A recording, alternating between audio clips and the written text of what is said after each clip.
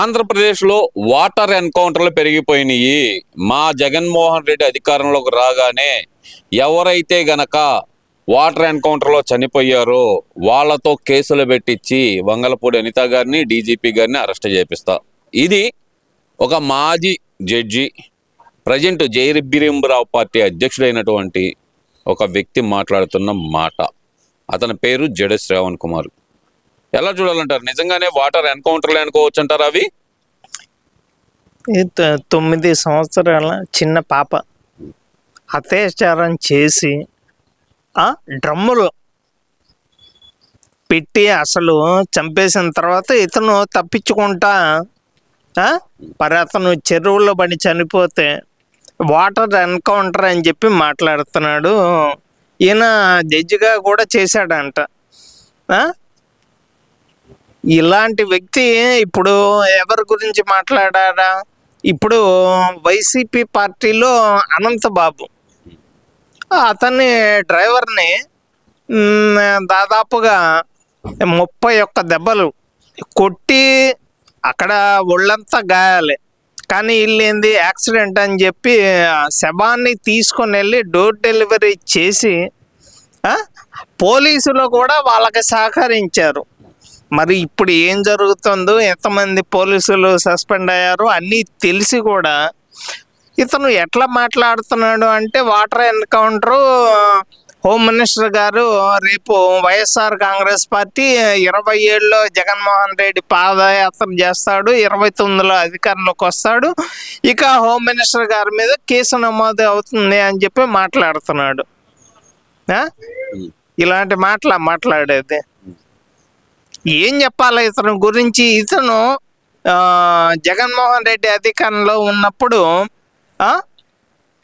కూటమితో కలిసి నాకు ఇన్ని సీట్లు కావాలా, ఇన్ని కోట్లు కావాలి అని చెప్పి మాట్లాడిన వ్యక్తి జడా శ్రావణ్ కుమార్. అప్పుడు బాబు గారు కాదు అనేసరికి ఇప్పుడు వెళ్ళిపోయి జగన్మోహన్ రెడ్డి దగ్గర మరి ఎంత ఒప్పుకున్నాడో నాకైతే తెలియదు. కానీ అసలు ఆడపిల్లల మీద, చిన్నపిల్లల మీద వీళ్ళు పైగా ఆ వ్యక్తి గంజాయి సేవించి మరి అసలు నీకు ఆడపిల్ల ఉన్నారో లేదో, రాష్ట్రంలో ఆడపిల్ల మీద ఎలాగ అత్యాచారాలు వీళ్ళు గంజాయి సేవించి జగన్మోహన్ రెడ్డి అధికారంలో ఉన్నప్పుడు ఏ రకంగా గంజాయి సప్లై చేశారో, వైజాగ్లో 5,000 ఎకరాలు గంజాయి పంట వేశాడో లేదో అందరికీ తెలుసు. ఇప్పుడు ఆ ప్రభావమే అక్కడక్కడ బయటపడుతున్నాయి. అన్నిటినీ పోలీసులు నిర్మూలిస్తున్నారు.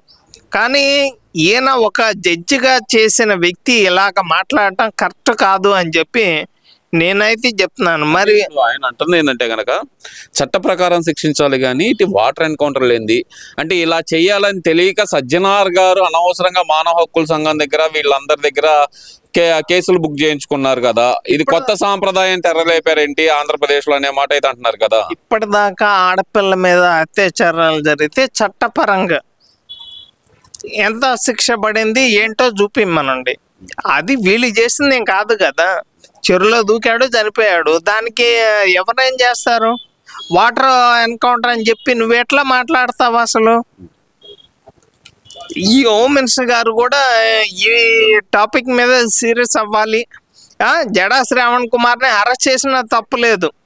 ఒక హోమ్ మినిస్టర్గా ఉన్న మహిళా హోమ్ మినిస్టర్ గారిని పట్టుకొని ఇలాంటి మాటలు మాట్లాడుతూ ఉంటుంటే ఇంకా మనం వీడియో చేయటం చూసుకోవడం తప్పితే చేసేది లేదా అని చెప్పి నాకైతే అర్థమవుతుంది.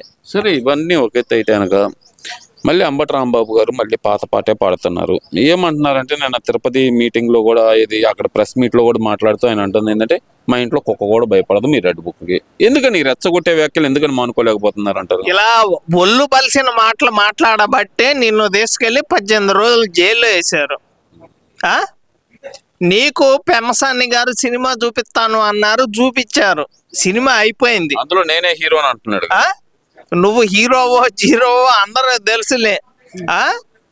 నిజంగా నువ్వు బాత్రూంలో పడ్డావో, పోలీసులు ఎర్రగుమ్మారో, పంగజాపి నీకు యోగా ఎక్సర్సైజులు చేపించారో అందరికీ తెలుసు నాయన.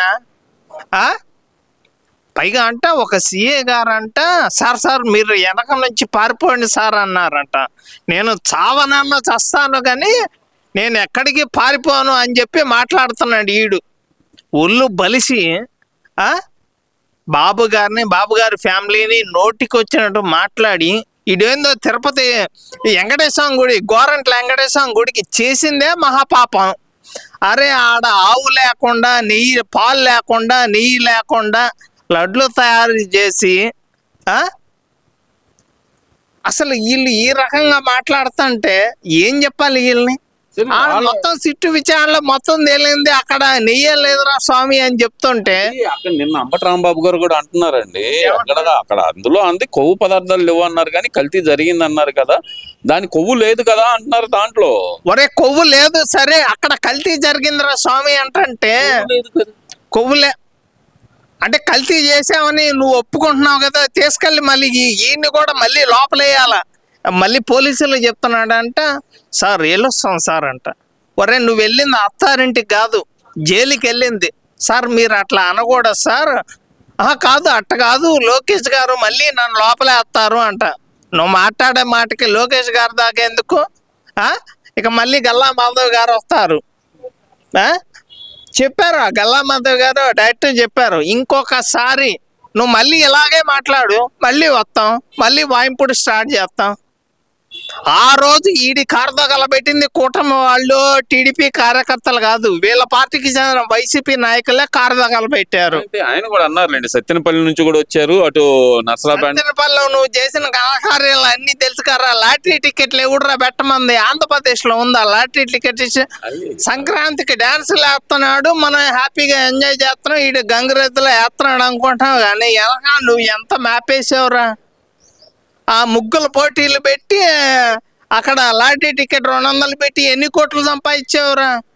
దానికేక నీకు 14 రోజులు జైలు శిక్ష వేసింది. పైగా ఉండేమంటాడు, ఇట్టంటాడు. జైల్లో ఇట్టన్నారు, సరిపోయిందా?